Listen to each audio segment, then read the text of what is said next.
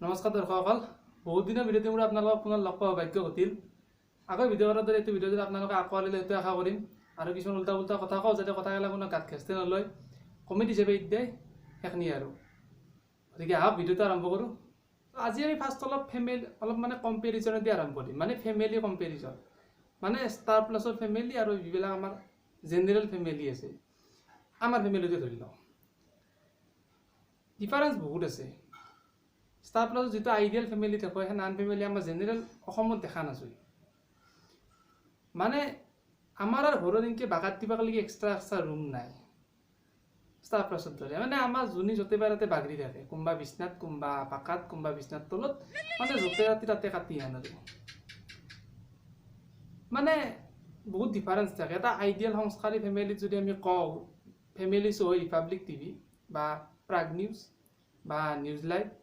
প্ৰাগ নিউজটো বাৰু ফেমিলিৰ লগত চাব পৰা নিউজ হৈ থকা নাই, এতিয়া তথাপিও ধৰি ল'ব পাৰি। আমাৰ ফেমিলি শ্ব' WWE, তাকো ফিমেলছ WWE।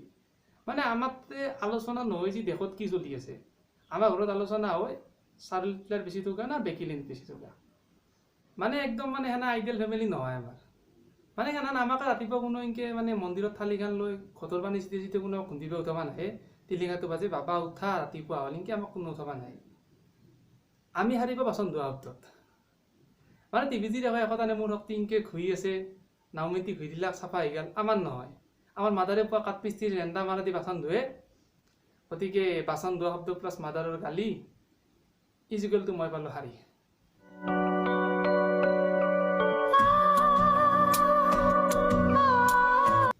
মানে আমাক ইমান মৰম কৰি কোনো নুথৈ পায়। মানে এই মাদাৰে পুৱাই এটা ৰাইমিঙত বাজই না বৰকা এনেকৈ টিং টিং টিং টিং টিং টিং, তলত দেখি বৰকা নাথাকে পৰে আমি দেখোঁ, এইটো বেলেগ কথা।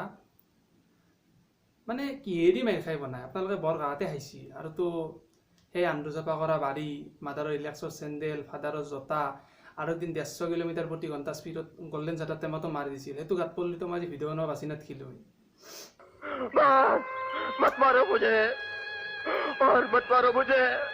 মানে একদম ইমান এটা সংস্কাৰী ফেমিলি নহয়, কাৰণ প্ৰতিটো ইণ্ডিয়ান সংস্কাৰী ফেমিলিত এটা শৰ্মা দ্বাৰা পা থাকে। মানে কি ডেকা দ্বাৰা পাৰত কৰি 2 নম্বৰ কম পালেও কথা নাই, শৰ্মাৰ পাৰত কৰি 2 নম্বৰ বেছি পাব লাগিব। আমাৰ জীৱনত নাই। আমাক এনেকৈ শৰ্মা দ্বাৰা পাৰ লগত তুলনা নকৰে। আমাক আৰু এনেকৈ কয় যে শৰ্মা দ্বাৰা পিতুৰ পালত দূৰত থাকবি। মানে তো সংস্কাৰী মিডল ক্লাছ ফেমিলি, কাষ্টেদি চাব গ'লে আৰু লোৱাৰ কাষ্ট। পিছতে যে আমি গম পালোঁ যে ঠিকেই কৈছিল শৰ্মা দ্বাৰা পৰা দূৰত থাকবা, কাৰণ তাই একদিন মোক কৈছিল বাকী চব ঠিকেই আছে, পাপ্পা নেহি মানেংগে। भैया औरत का चक्कर बहुत बेकार होता है। আচ্ছা, তাৰপিছত আমি কবিতা যাওঁ। কবিতাটো আপোনালোকৰ বহুতেই লেখে কিজানি, মই লিখোঁ, মোক যদি ভালকৈ জানে আপুনি গমেই পায়। ফেচবুকে পুৰা আপলোড দি থাকোঁ। কবিতাৰ বহুত ভাগ আছে, যেনে আমাৰ সামাজিক কবিতা, তাৰপিছত প্ৰাকৃতিক, অলপ আধ্যাত্মিক টাইপৰ, স্পিৰিচুৱেল আৰু যিখিনি থাকে, দেশপ্ৰেমমূলক, বহুত ভাগ আছে। কিন্তু এই চব বাদ দি পেলাই আমাৰ অসমৰ মেক্সিমাম কবিৰ মানে মনটো আকৃষ্ট হয় পেনপেইনা প্ৰেমত, সি বিশেষকৈ 18-19 বছৰীয়া বয়সত। মানে ৰোমান্টিক কবিতা আৰু পেনপেইনা প্ৰেমৰ কবিতাৰ এটা ভাগ আছে, ডিফাৰেঞ্চ থাকে, একদম মানে ভাহে দিয়ে কবিতা। ক'ৰ পৰা শব্দ লৈ নিজে জানে। মানে এই মুচিত কাঠি আন আৰু পেনপেইনা চাবাৰ উপায় নাই।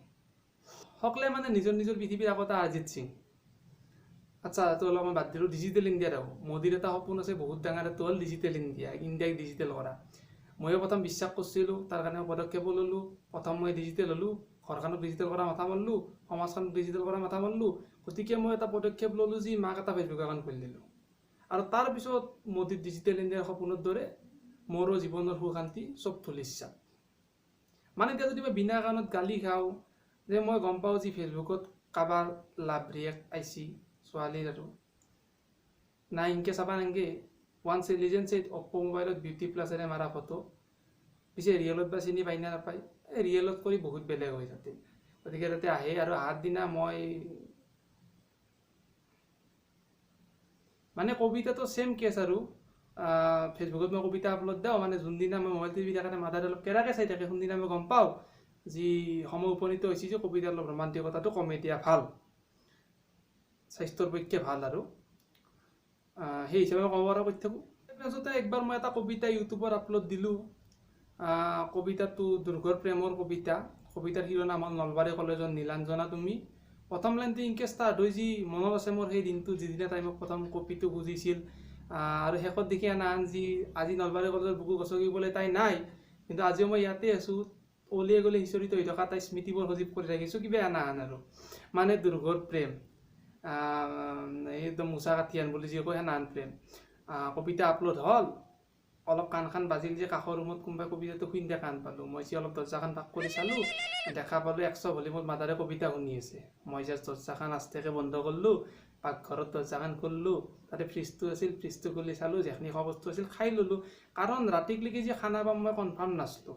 तुम्हारे जैसे दरिंदे इस समाज में जीने लायक नहीं এনে हैं। নহ'ল, মাদাৰে শুনলাক, ভাল পালাক, তাৰপিছত জেতিক ৰেকমেণ্ড কৰি দিলাক, মানে হেমাই ইউজ কৰলাক, পুষ্পাক ৰেকমেণ্ড কৰলাক তাই বাৰু। তাৰপিছত জেঠিক ক'লাক যে আমাৰ এটা কবিতা লাগছি, যথেষ্ট ভাল হৈছে। মই বোলো ঠিকে আছে, চলি ডাঙৰ হৈছে সকলোকে জনাইছি আৰু কি আছে এনে কথা। সেনকে পুষ্পাৰ পৰা সুষমা, তাৰপিছত জয়া, সেনকে ভাগ বতৰা হ'ল। আৰু এতিয়া যেতিয়া মই কোনোবা কোনোবাৰ ঘৰত যাওঁ আৰু মোবাইলটো লৈ হাঁহি দেখোঁ, সকলোৱে মোক দেখি মাদাৰৰ দৰে কেৰাকে চাই, আৰু এতিয়া মই গম পাওঁ কবিতা চাইড এফেক্ট। তো আজি আমাৰ ভিডিঅ' এখিনিতে শেষ। অলপ হাঁহি ফূৰ্তি কৰিব চেষ্টা কৰিলোঁ, নাজানো কিমানখিনি সফল হ'লোঁ। কোনো যাতে বস্তুবিলাক গভীৰভাৱে নলয় সেইটো আশা ৰাখিলোঁ। কেৱল পাতলাকৈ কথা পাতলাকৈ এৰি দিব, আগতে চিৰিয়াছ হ'ব লগা কথা নহয়, এনাই আৰু ফাল্টুমি। তো ভাল লাগিলে লাইক কৰিব, বেয়া লাগিলে আনলাইক কৰিব। যদি আগলৈকে এনেধৰণৰ ভিডিঅ' লাগে চেনেলটোৰ লগত সংযুক্ত হৈ লওক আৰু ছাবস্ক্ৰাইব কৰি। তো যোৱাৰ আগতে 2 লাইন মধ্যবিত্তক লাগি, মানে আমি গাছপুলিটো ৰৈ এডমিশ্যন ল'ব পৰাত কৰি নাওমান ধনী, কিন্তু নিজক লগা কিতাপকে এখন কিনিব পৰাতকৈ বহুত দুখীয়া। মানে আমি 2 টকীয়া চাউলটো পোৱাতকৈ নাওমান ধনী, কিন্তু মাহৰ মূৰত গেলামালৰ বাকীটো মাৰিব পৰাতকৈ বহুত দুখীয়া। চ' এইটোৱে মধ্যবিত্ত। গতিকে ভিডিঅ' শেষ, আশা ৰাখিছোঁ ভাল লাগিল, পিছত লগ পাম, ধন্যবাদ। तुम्हारे जैसे दरिंदे इस समाज में जीने लायक नहीं हैं।